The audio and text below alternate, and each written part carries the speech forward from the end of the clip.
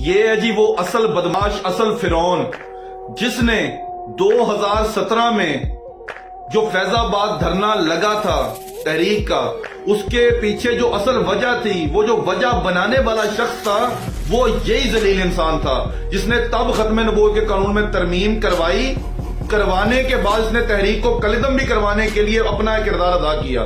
اس کے بعد یہ ذلیل دفع ہو گیا اور پھر جب دوبارہ برسر اقتدار آیا تو اس نے فیض آباد دھرنے کا کیس دوبارہ کھولا تو اس کو منہ کی کھانی پڑی، یہ جھوٹا ثابت ہوا۔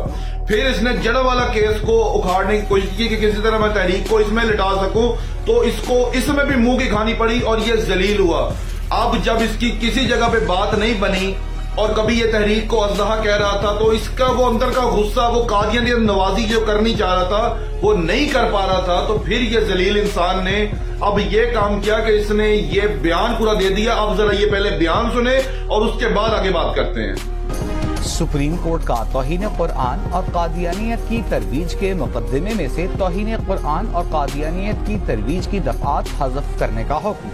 چیف جسٹس آف پاکستان کی جانب سے جاری فیصلے میں تحریر کیا گیا ہے کہ مذہبی آزادی اسلام کی بنیادی خصوصیات میں سے ہے کہ اس سے منسلک افراد نے قرآن کریم سے رہنمائی نہیں لی۔ آئین کے آرٹیکل 20 کے مطابق ہر شہری کو مکمل مذہبی آزادی حاصل ہے۔ آئین ہر مذہب اور فرقے کو اپنے مذہبی ادارے کھولنے کی اجازت دیتا ہے۔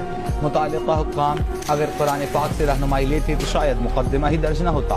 ملزم مبارک ثانی کو 7 جنوری 2023 کو گرفتار کیا گیا تھا۔ ملزم کے خلاف مقدمہ چنیور کے تھانہ چناب نگر میں 6 دسمبر 2022 کو درج کیا گیا۔ عدالت کی ملزم مبارک احمد ثانی کو 5,000 روپے کے ذاتی ضمانتی مچل کے جمع کرانے کی ہدایت۔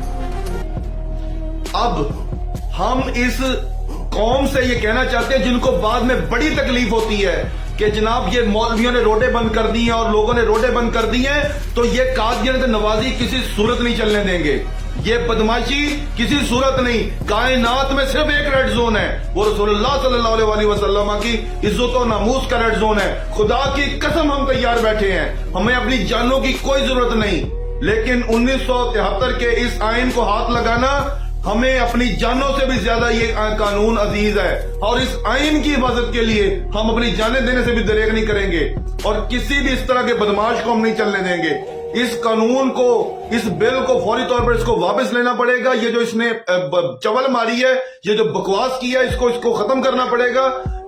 تحریک اس ٹائم لاہ عمل تیار کر رہی ہے، انشاءاللہ ہم میدان میں ہیں، یہ بدماشی نہیں چلنے دیں گے۔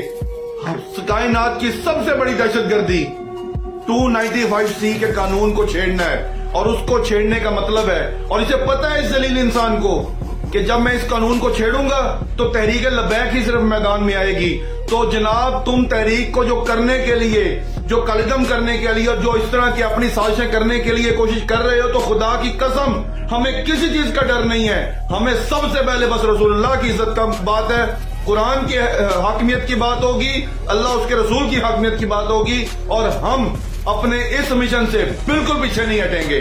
لبیک والے تیار ہیں، یا تو یہ قانون واپس ہوگا، یا تمہاری یہ پلی تم اس پر معذرت کرو گے، یہ قانون ختم کرو گے، یا پھر لبیک والے آ رہے ہیں۔